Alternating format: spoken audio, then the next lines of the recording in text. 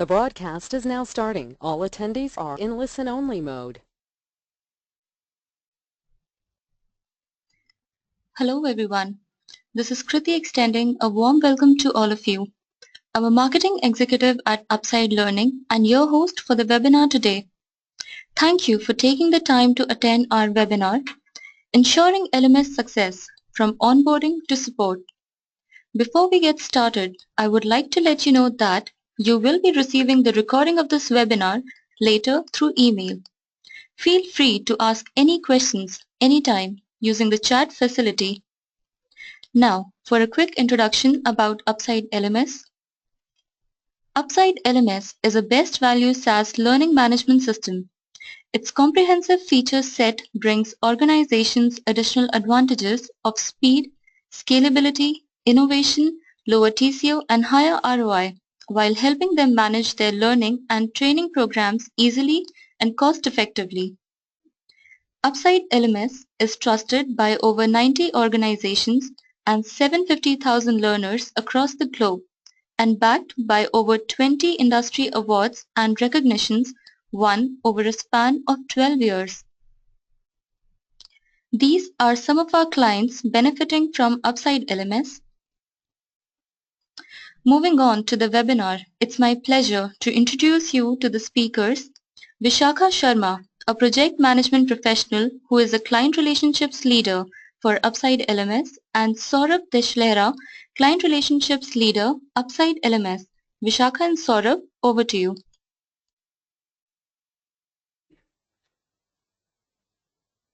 Thank you, Kriti. Hello, everyone, and a big thank you for joining us today.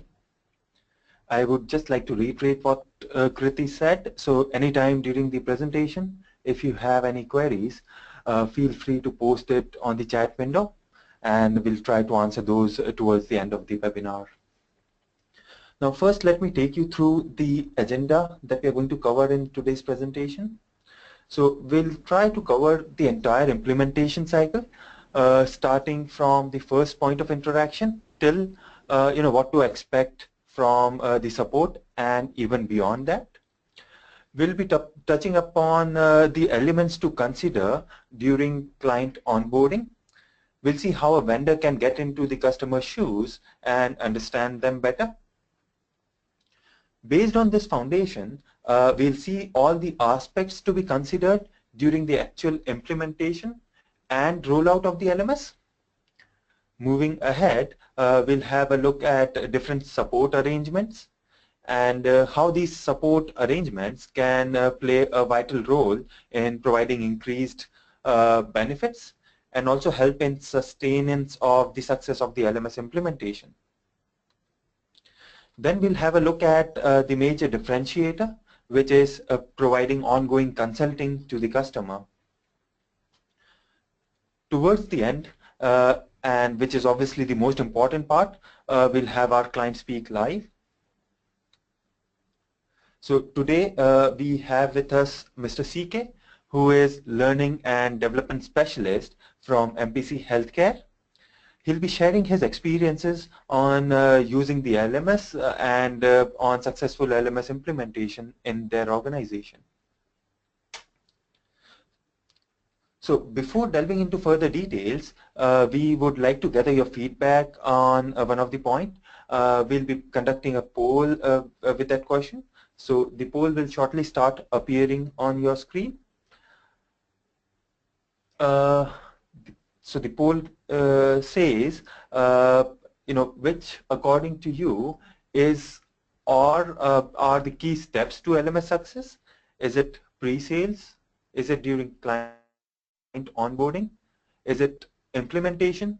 Is it support, or all of the above? So we'll wait for maybe half a minute to gather the answers. I encourage all of you to vote so we can get a better sample to discuss upon.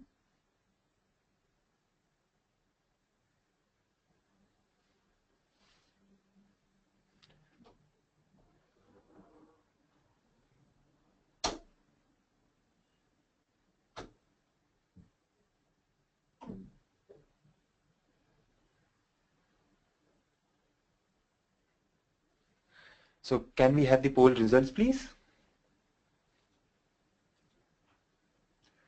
Great. So as expected, most of us think that all of the above is equally important for a successful LMS implementation. And definitely we are going to touch upon each one of these in detail and how this can lead to a successful LMS implementation. So let's dive into further steps and have a look at how each of these steps would be useful in LMS implementation. We'll start from the first step, which is sales and pre-sales. See, as you know, this is the time when the first interaction happens with the customer, and this is the time which sets the basis of the implementation. Also, this is the time when the customer expectations are identified.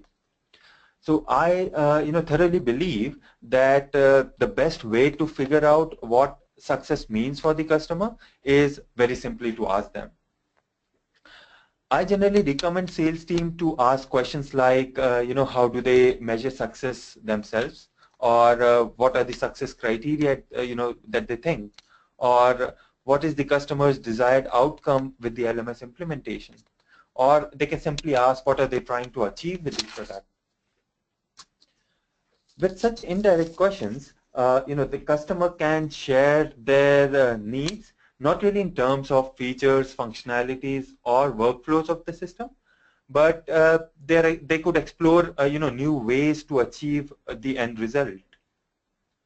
This also gives an open platform to the customer to discuss on their expectations, and can also highlight any requirements which is not really documented anywhere.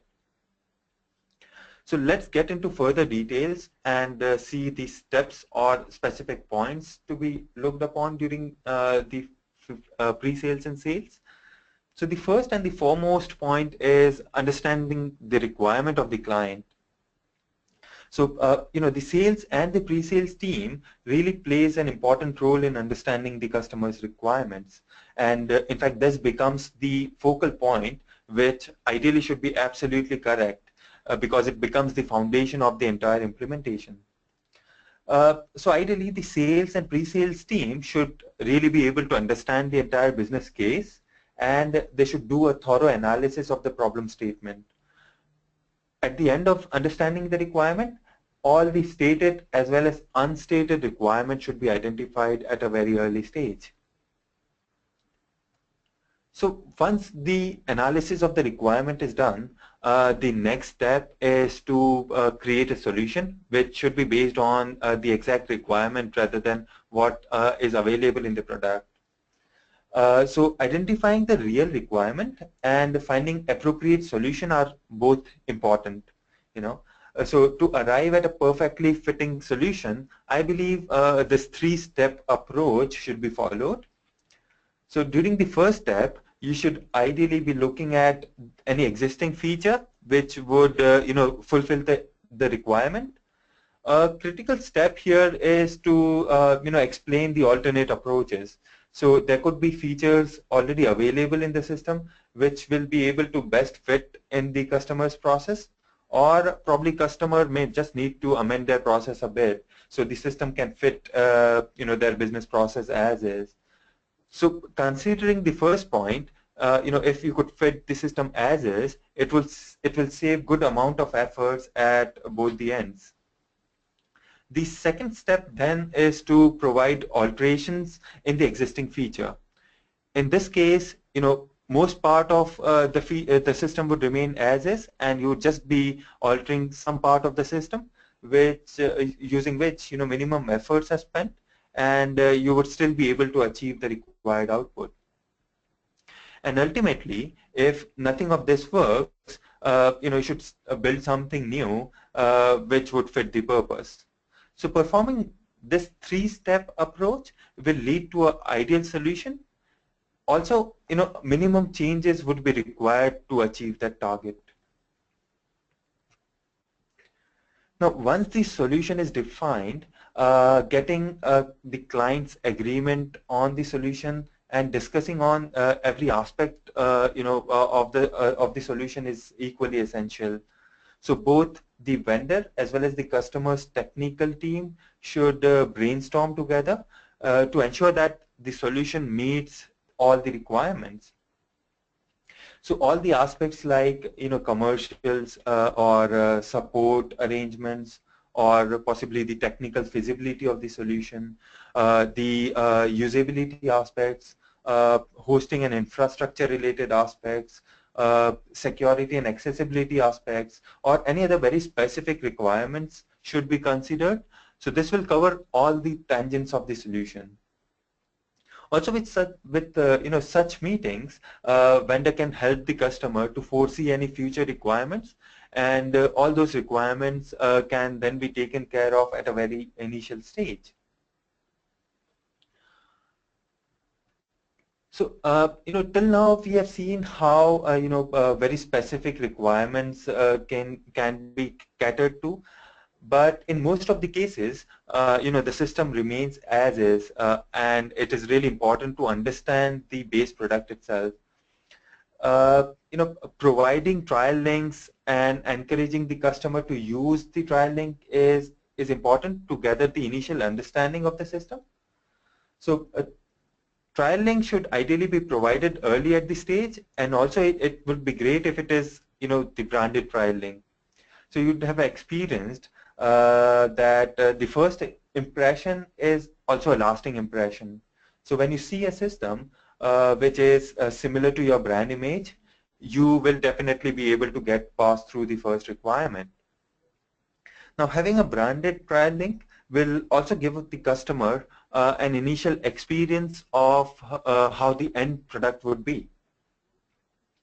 Apart from providing trial links, it is important to educate the customer on the base product, and hence that brings us to the next point, which is multiple rounds of product demonstration should happen for the client to understand the system. And in this, the sales and pre-sales team plays a very important role.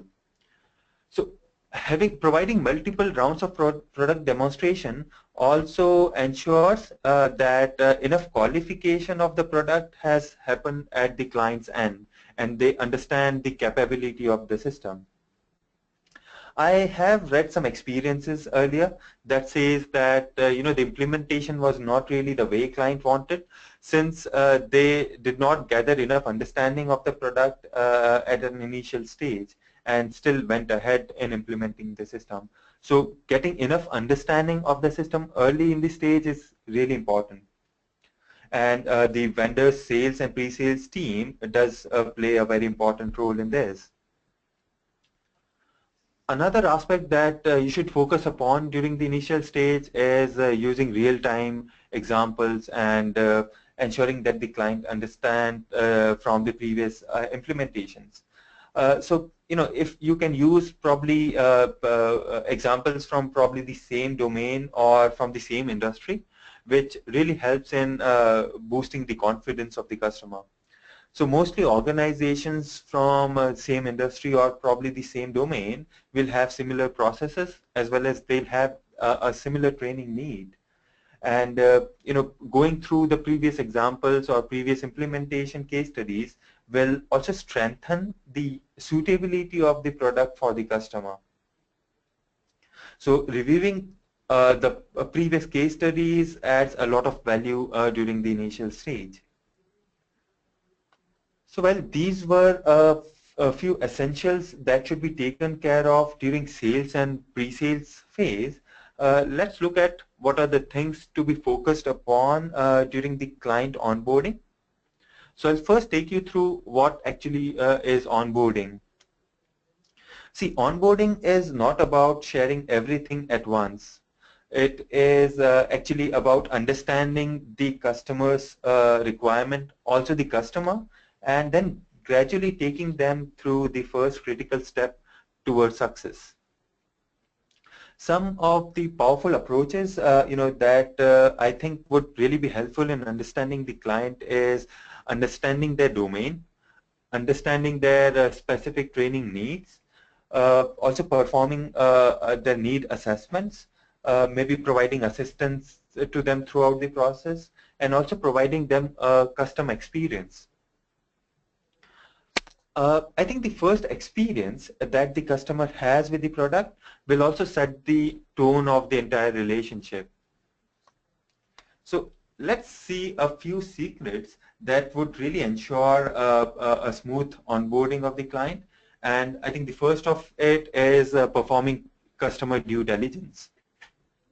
So it is really important to perform customer due diligence because by performing this, you would be able to identify any client-specific information which can perhaps impact the implementation. And one of the best way to perform this is through stakeholder analysis. So I think you should also interview the client side representatives who are at different levels, at the initial stage, so that you can identify what is their level of influence on the project. Also, you can identify their interest, their impact, and also their level of involvement in the project.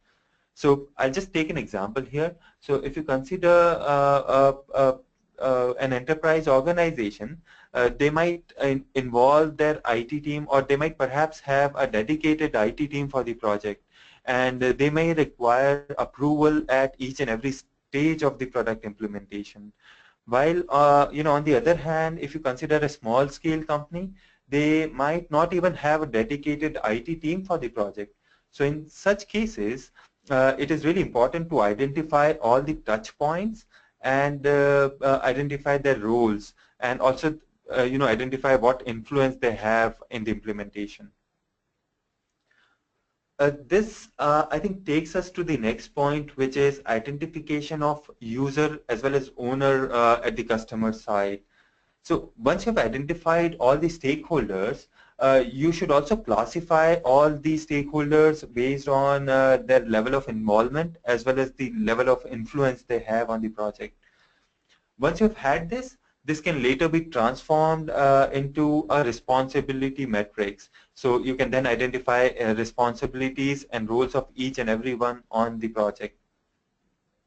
I think as a vendor, one should understand who is responsible for approval of the system, who is generally known as owner, and who is going to use the system day in, day out. And generally those users are known as users of the system. So it is really important to identify perspective from all such type of users, and also to balance everyone's perspective. So once you have created this role and responsibility matrix, it is important to get into a kickoff call, or rather introduction between both the teams. So this is generally conducted based on the kickoff call that happens early in the stage of the project. With this way, you can identify how everyone visualizes the project. Having a kickoff call will also give an opportunity to both the team to know each other, and also to come on a common ground of understanding. It is really important to understand everyone's perspective for a successful implementation. Once you've identified everyone's perspective, you can baseline the success criteria of the project, and you can use that baseline to evaluate whether the implementation was really successful or not, which can be done at the end of the project. The next is to outline the process and make amendments. So this will really help in making the client comfortable with the vendor. So if you see, generally processes should ideally serve a purpose, or it should add value, or possibly improve productivity of the entire process. So the focus should ideally be on the end result, rather than the entire process itself.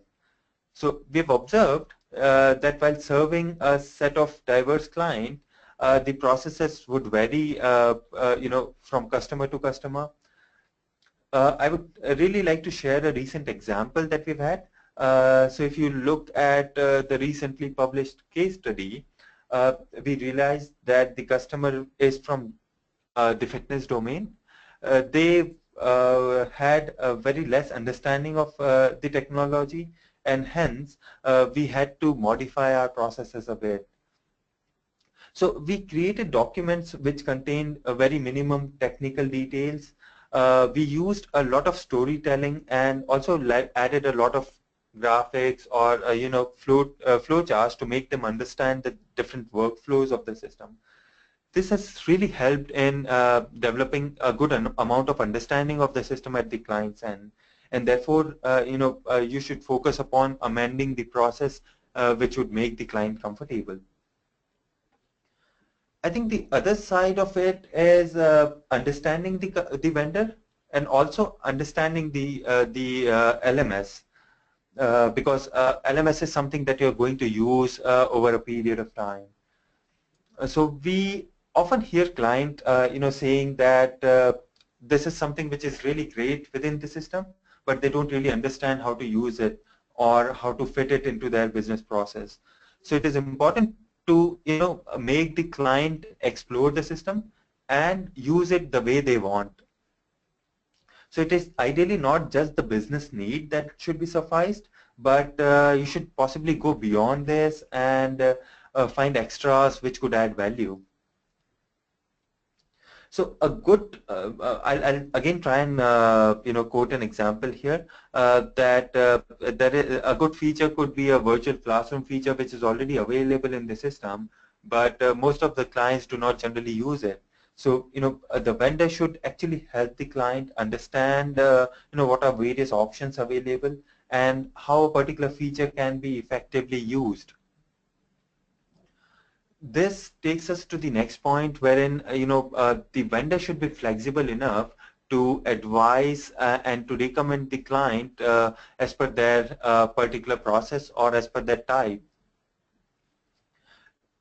So a small scale organization generally might have a dedicated learning and development team, or they might not have a predefined process. Likewise, an enterprise organization might have their own established learning and development team, as well as they might have their own processes. So, keeping a balance in both the perspectives is really important. So sometimes, a special assistance is required for different types of customer. And the vendor should be flexible enough to provide a helping hand and providing consulting based on what type of customer it is. So while these were a few important aspects to be considered during the client onboarding, I would now like to hand it over to Vishakha to cover the most important phase of any project, which is implementation. Over to you, Vishakha.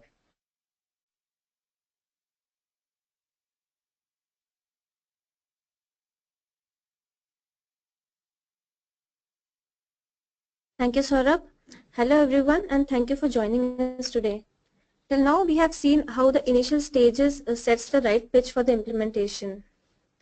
So, over the years, there have been many factors that have proved to be the key contributors for a successful application implementation. This can seem very obvious items like, say, solid testing or good communications or maybe involvement by key team members. But there is a lot more to this which actually contributes to a successful implementation. Implementation happens in multiple phases, and the first step is to get prepared, which is also called as planning. So while everyone has their own perspective towards planning, and there are many traditional steps for planning, but I won't take you through the same process again. I would like to take a few additional points that should be considered during this planning. So while getting prepared, business case is something that should always be on top of your mind throughout the implementation.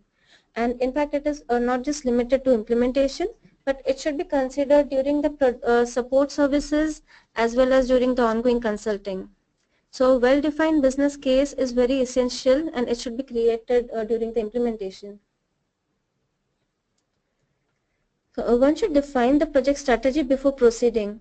A strategy would include who are the team members who are going to be involved from both the teams, or what is the frequency of the review meeting, or what are the technical things that would be required for an implementation.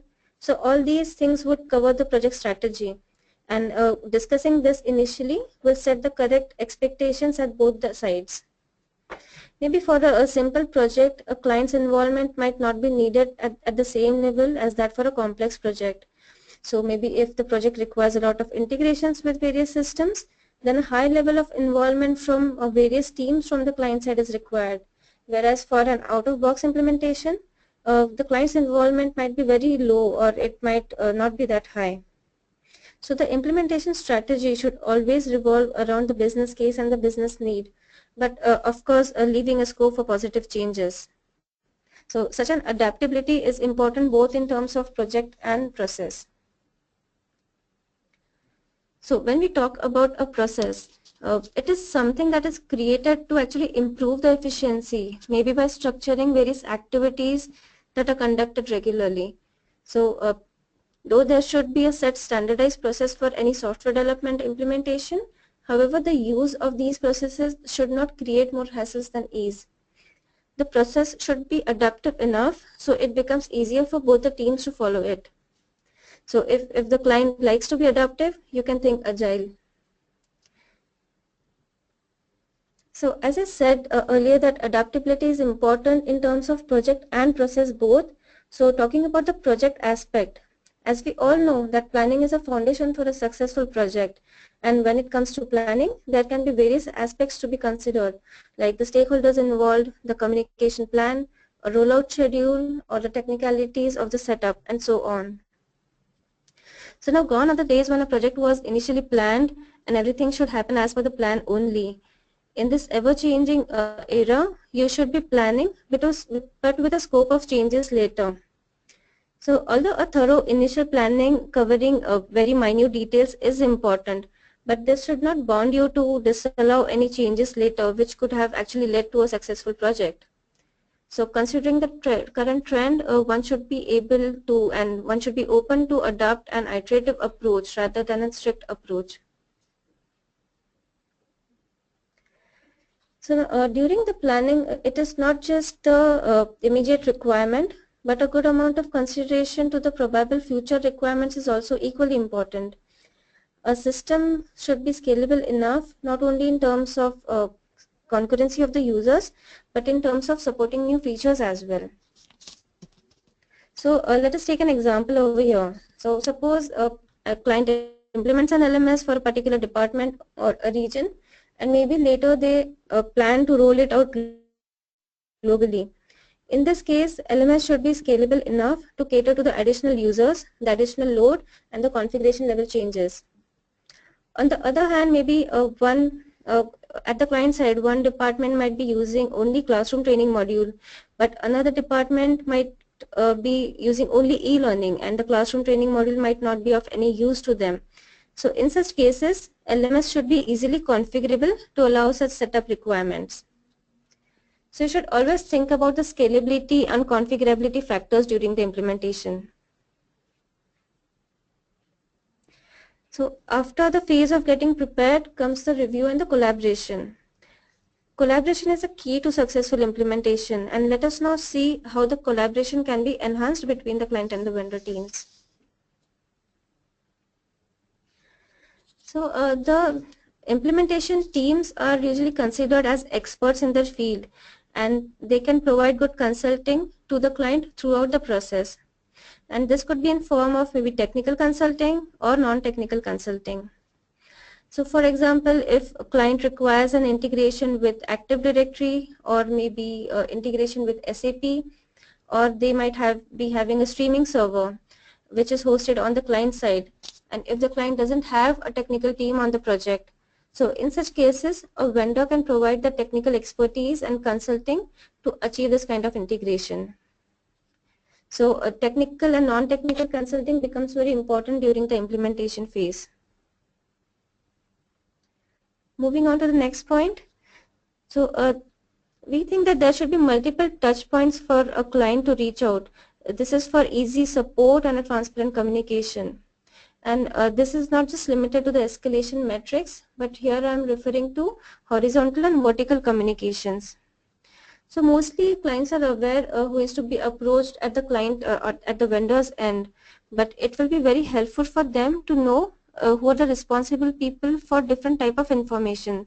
Like if they have different teams to be approached for maybe commercials or for legal aspects, or different teams who handle the technical and the functional requirement, such multiple channels becomes very helpful for easy and quick support for the customer.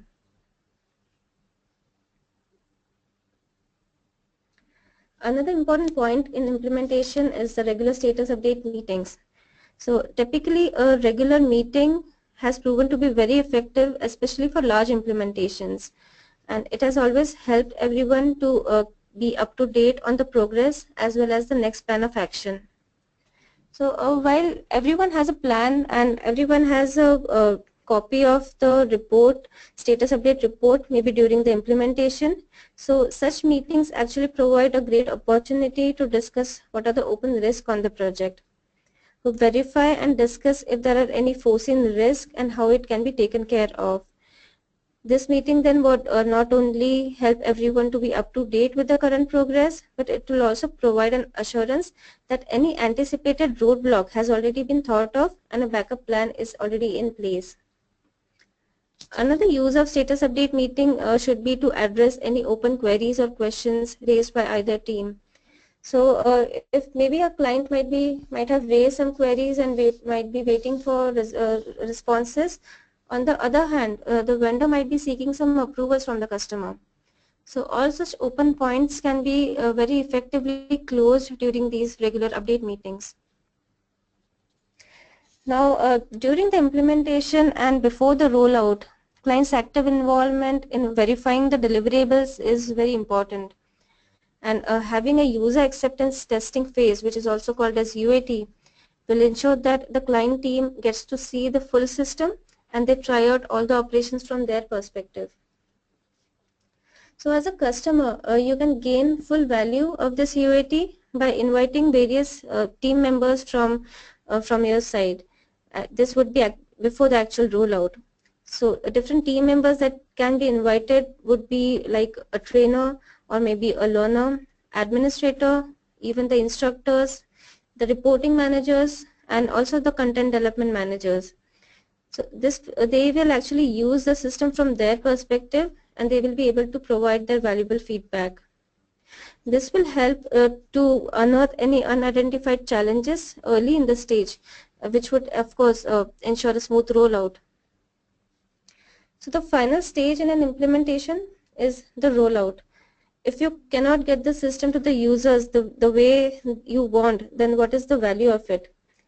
The LMS rollout has a profound impact on how it is received and used by the users. So what makes a complete implementation? Is it LMS alone? No, LMS alone doesn't make a full implementation, but it is LMS plus the content put together that makes a complete implementation.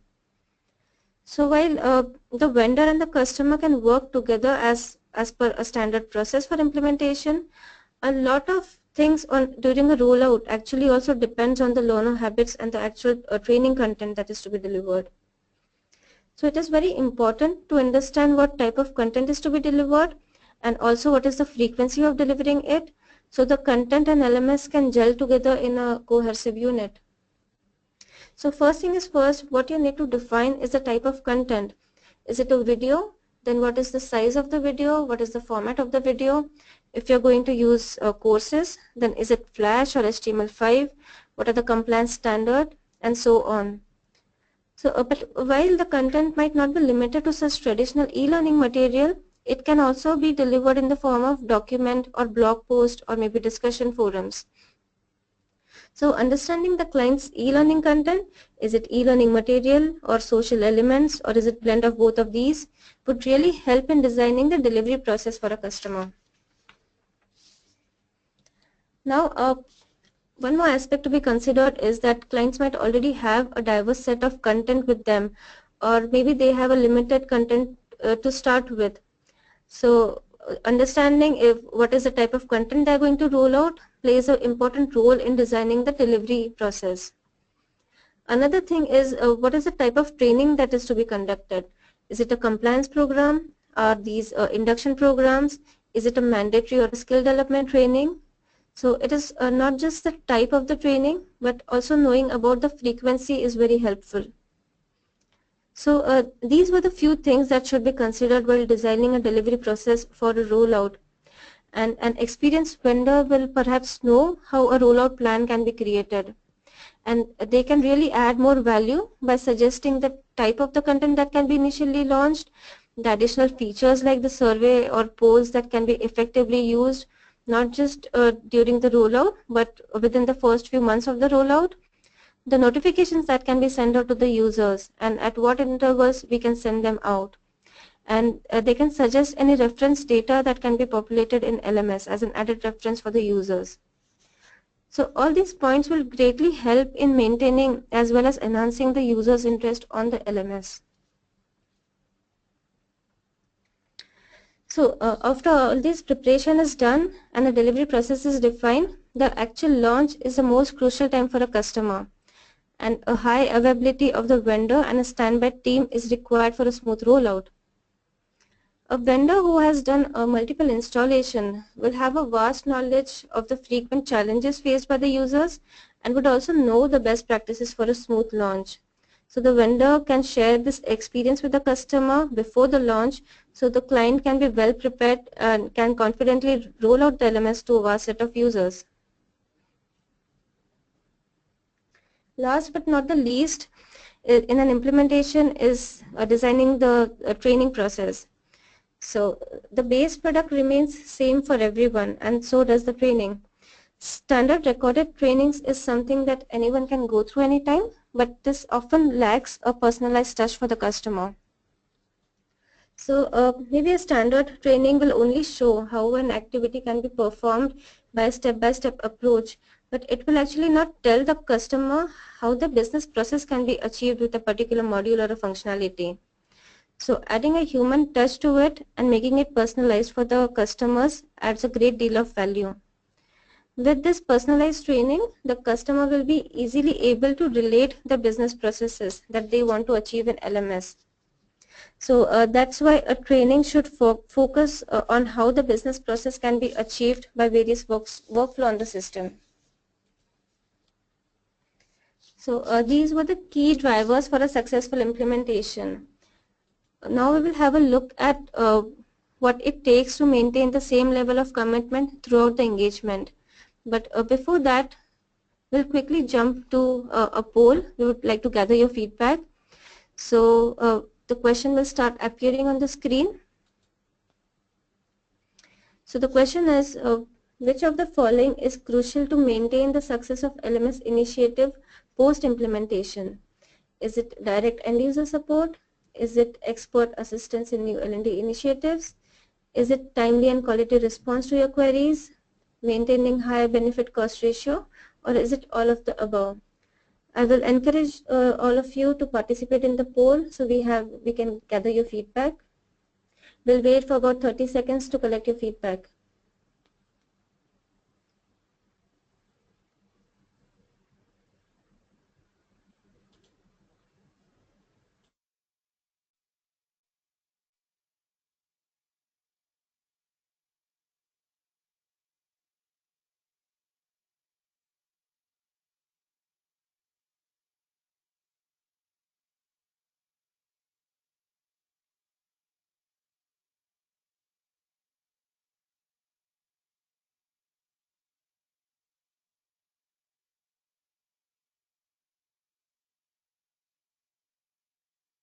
We are closing the poll now, and can we have the results, please? Okay, so we have the results, and 33% of you feel that timely quality response is one thing, but 67 majority of you feel that all of the above are crucial. So yeah, even we feel that all of these are very important, and we have covered all of these in our next talk. So I would again like to invite Saurabh to take you through the next phase. Saurabh, over to you.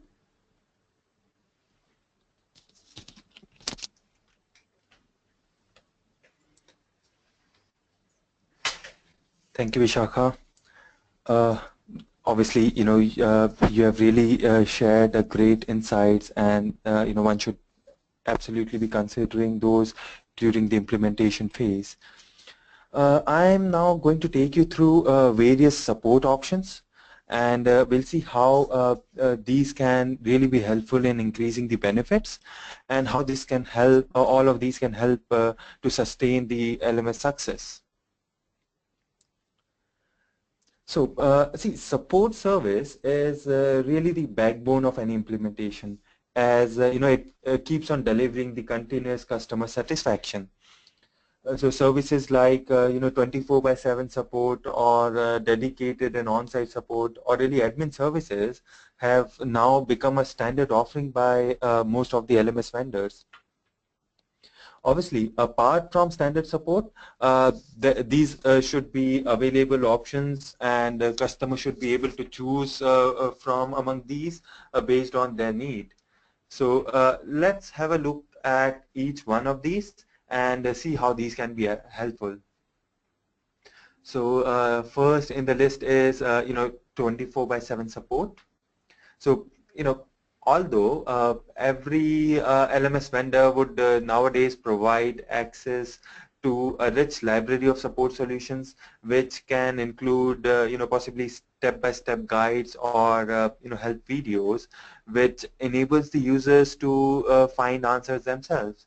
But this really takes a lot of time at the user's end to go through each one of these and then identify the answers. So that being said, I think having access to the most knowledgeable technicians and support staff really increases the response and resolution time. Also, if you consider, the users are now spread across the globe, and obviously they would be accessing the LMS at a different time, maybe different time zone, or different days of the week.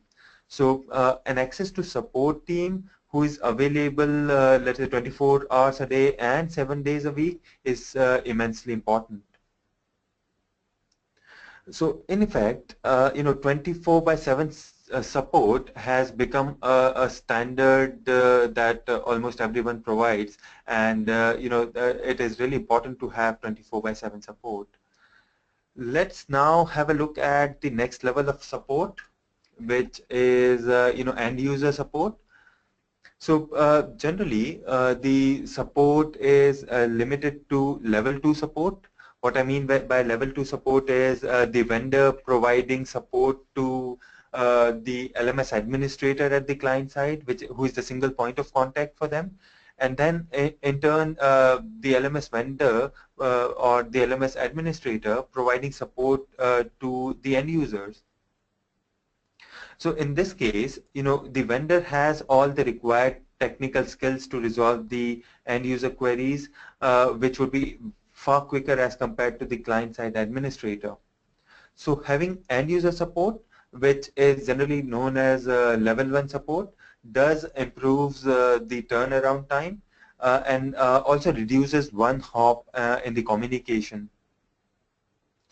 Having an end user support will also warrant the timely resolution of the end user queries. I will also like to highlight an hidden advantage of having end user support. So if you have end user support, you might not need a dedicated person to manage the LMS at your end. So in effect, the LMS vendor does that on the customer's behalf.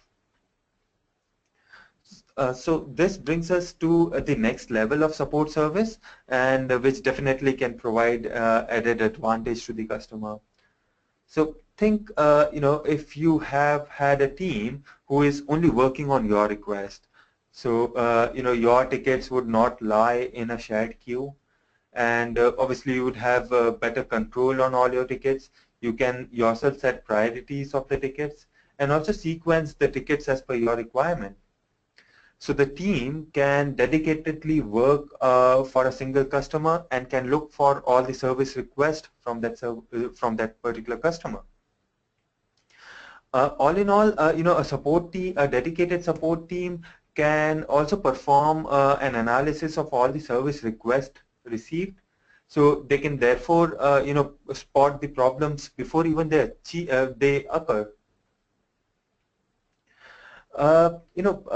An extension to a dedicated support is having a team available on site, which is present at the client's site as well itself. So having a co-located support team does provides easy access to the end user's environment. This definitely reduces the communication barriers and also improves the response time. So apart from providing regular support, the on-site support team can really help the users in educating them on the system and also providing an overall positive experience. So I'll just try and explain this in an example. So we have recently implemented our LMS for a customer who was in the banking domain. They had to access the LMS in a very restrictive environment because they had really stringent security guidelines to follow. Uh, in a case of an incident, they were not really able to share the user's environment details with the LMS vendor, and hence providing support to the end user was really very difficult. In such cases, having an on-site support team would really help troubleshoot the incidents pretty quickly and also provide a really good support to the end users. So we have till now seen, how LMS vendor can provide support services to the end user. But there could be an extension to these services which the LMS vendor can provide to the LMS administrator who is present at the client side. So vendors support team can definitely work on the support request and can work on the queries. But how would it feel like if you have a team who is working on the day-to-day activities of the LMS, like maybe user enrollment or possibly creating content or distributing the content based on some rule, extracting custom reports from the system, and monitoring the usage of the system and so on. So let's say if you have had a team who would actually perform all the day in, day out activities that you perform in the LMS would really be helpful for the customer. And using the administrative services, the customer can then focus upon their regular business. So in short, administrative services can also be known as expert hands working on the customer's behalf. So we have not, till now seen all the different types of services that a vendor can provide and which really would be helpful for the customer to ensure success of the implementation. We'll now have a look at how strong escalation metrics and having SLAs, which is also known as service level agreements, can ensure that the customer receives same level of uninterrupted services. And let us now have a look at what should be considered while defining an SLA. So generally, an SLA outlines the responsibilities of each of the parties, and it also defines how the vendor classifies and resolves the problem. So SLA should be created considering expectations from both the parties. I would just like to highlight a few considerations that should be taken care of while you define an SLA. So, generally an SLA should have very clearly spelled out days of service as well as the contact information from the vendor side. It should also have very clearly defined problem severity levels and how this classification of severity levels will be done. It should have response and resolution time targets for each of these severity levels. It should have the next level, like what would happen if the time target is missed. It should have escalation metrics and how any problem would be escalated to a personnel at a higher level of expertise. For hosted solutions, SLAs can also have information like uptime guarantees, scheduled maintenance, or the downtime schedules, so that the customer is well aware of such activities. So both, the vendor as well as the client should very succinctly define the SLAs, and it should also adhere to the individual expectations. Also, both the parties should be flexible enough to amend the SLA, in future if there's a need. So I think these were the few, elements to consider during support, and what you can choose from based on your specific need. I'll now hand it over to Vishakha to share a secret which really helps in sustaining long-term relationship. So handing over to Vishakha.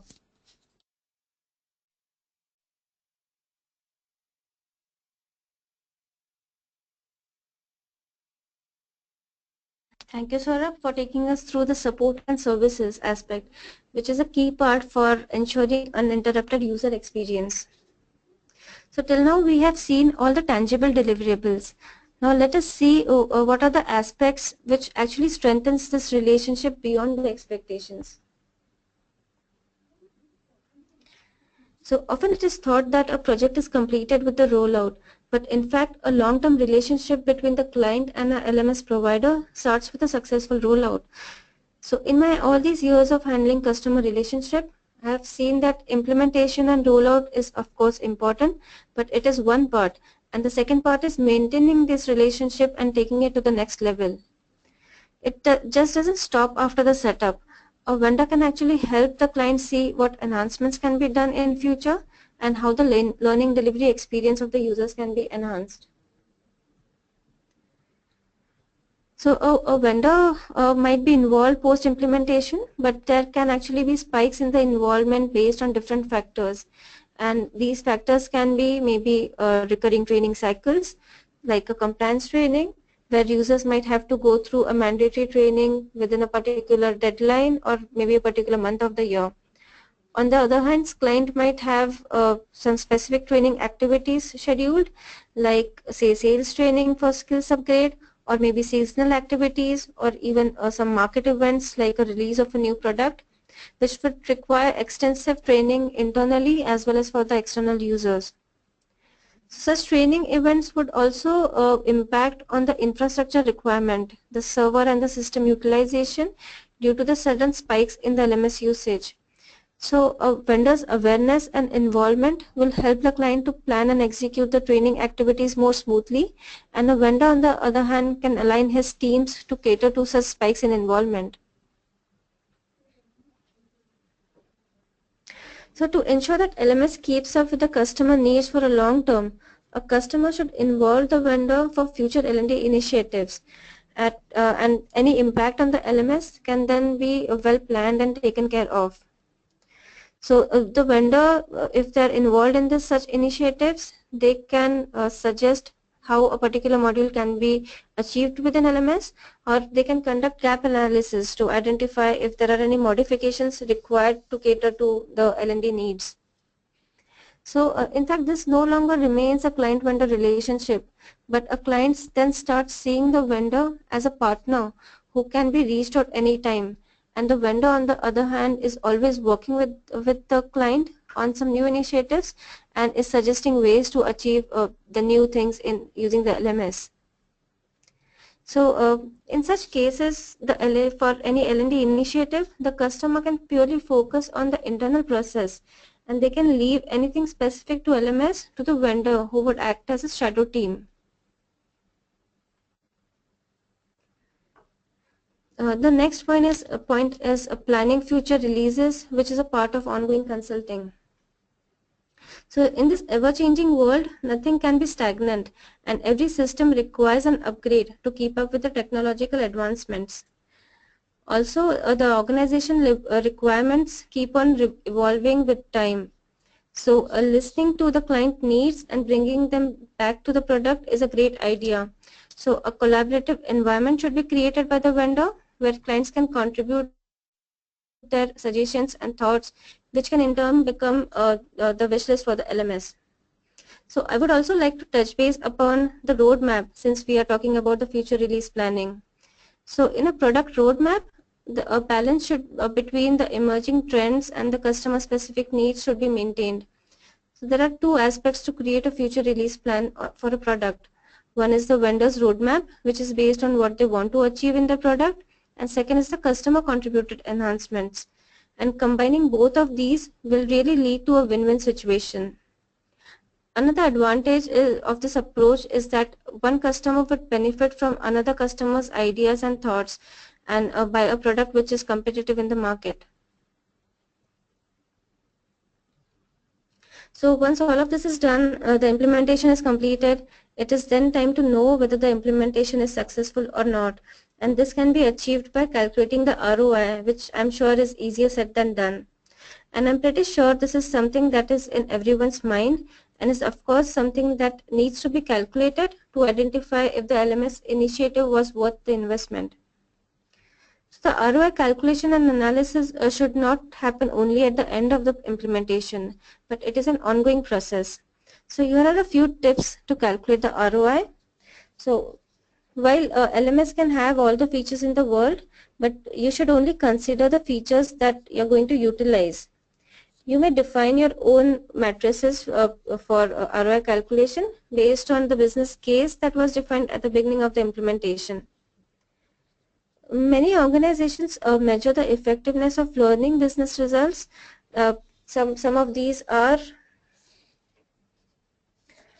maybe the reduction in errors or accidents, or the time to effectiveness, or maybe increased productivity, meeting corporate objectives, and ability to perform new tasks.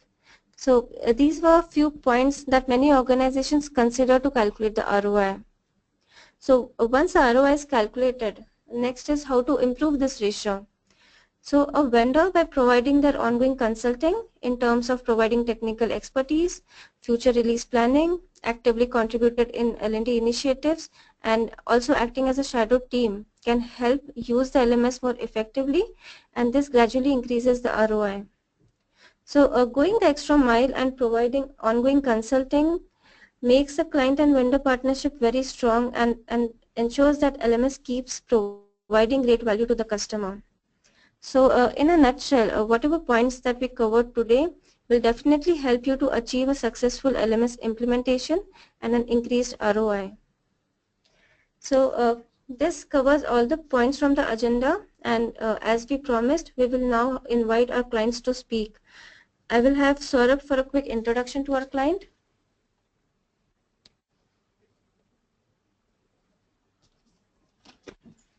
Thank you, Vishakha. We have reached to the last part, but definitely this is not the least. So we have today Mr. Ceekay, who is Learning and Development Specialist from MPC Healthcare. MPC has been using our LMS since more than half a decade now, and really have a vast experience using our services. So I'll now hand it over to Mr. Ceekay to share their experience. Over to you, Ceekay. Yeah, thanks, Saurabh. Hi, I'm Ceekay, working as Learning and Development Specialist in a modern pharmaceutical company. In the market, we known as MPC. MPC was founded in 1970 with a goal of becoming the leading healthcare distributor in the UAE.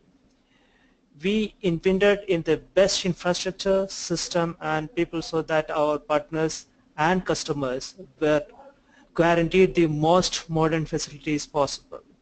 MPC is the leading pharmaceutical distribution company in UAE. We believe in creating lasting relationship with our staff, partners, and customers. Building relationships based on honesty and trust, relationships that flourish. This is what motivates us to constantly find new ways to exceed the expectations of our partners and customers. MPC is one of the prestigious companies under Al-Bata group of companies. When we talk about Al-Bata Group is one of the largest private business group in the UAE. The group consists of 7 industrial clusters, which includes over 28 companies diversified into automotive, pharmaceuticals, medical equipments, FMCGs, manufacturing, electronics, real estate, education, construction, and trading, etc., etc. MPS is one of the companies within the group with all advanced learning and development facilities and opportunities for their employees. As part of MPC learning and development activities, we were using Upside LMS facilities from 2012 onwards, and we were using around 1,000 user licenses. Now we are using 3,000 user licenses. We are very happy with its innovative and user-friendly learning environment. We have done a thorough evaluation and comparison with many other LMS providers before we decide to go ahead with Upside. Upside LMS inspires us with their most innovative and interesting learning process and tracking systems, along with more social networking activities. Is not only a learning tool or monitoring tool, as a common platform for all employees within the organization to share their thoughts and happenings between their colleagues. We love their customization facilities as such a flexible LMS. Upside LMS gives a wide range of customization possibilities, or we can tell that adaptabilities within the technology framework that helps us to build a multi-purpose centralized repository for all kind of data management. We are not consider this tool as only a learning platform. Now it's an unavoidable platform for many other activities along with the learning. Now we consider this tool as mandatory medium for all of our employees. Recently, Albata Group adapted this tool into corporate level. A few of our sister concern companies under the group were using some other LMS since from last 10 years. Once we introduced the Upside LMS in group companies, we got very good responses. Most of them were comparing their previous LMS and Upside. We're glad to say that all of them gave very positive feedback on the tool and inspired them. And very soon we are going to increase our user license from 3,000 to 6,000. It was very smooth transaction from a company level to corporate level implementation and data migration. I would like to comment on their professionalism and communication. Each time and each task, we used to get a detailed documentation and project execution plan, detailed project plan and all detailed plan for execution. We are very happy with that, and always they stick to with the documents. Moreover, Upside Learning customer support is remarkable. We would like to take this opportunity to thank Upside LMS team for its outstanding support and partnership with MPC. Thank you.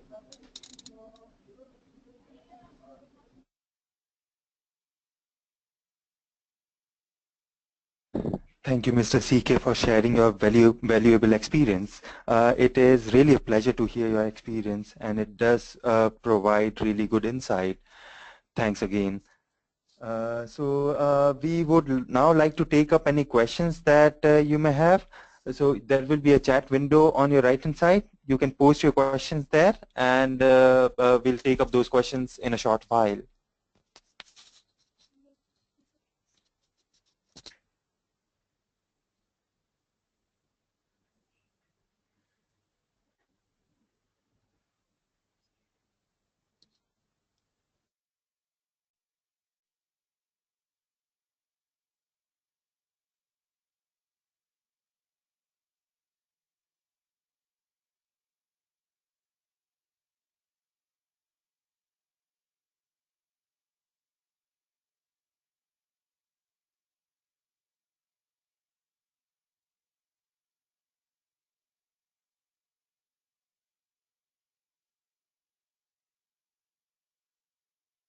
While you can keep posting your questions, I think we will start taking up the ones that we have received till now. So the first question that we are taking is, in this era of off-the-shelf SaaS LMS, are customizations still possible? So yes, customizations are possible. As we said, every customer might have diverse and unique requirements. However, we generally recommend to use the off-the-shelf LMS as long as all your requirements are taken care of. And if there is any specific requirement which is not urgent, that requirement can be added to the product wish list, which maybe then can become a part of the product itself. Therefore, having an off-the-shelf LMS will ensure that you get maybe lifelong and regular upgrades, easy and quick support, yet your unique requirements would be addressed. So yes, while customizations are possible, but if you're talking about SaaS LMS, then you should keep the customizations to a minimum level. Another question that we have is there a way or criteria to measure the LMS success? Yeah, so as we discussed in the last slide, one way is to measure the LMS success is to calculate the ROI. And you might not want to get into the complex calculations. So a few pointers that we had discussed would be very helpful, and I will just reiterate those. Maybe reduced training cost or the improved training delivery process. Even you will have a centralized distribution and monitoring system for L&D activities. From the user's perspective, if you want to calculate the LMS success, maybe you can have a look at what is if there are any increases in the role promotions or reduction in skill gap, or if the users are able to take up any new activities. So these are the few things that will help you to calculate the ROI, which will help you to measure the LMS success. So I hope this answers your query.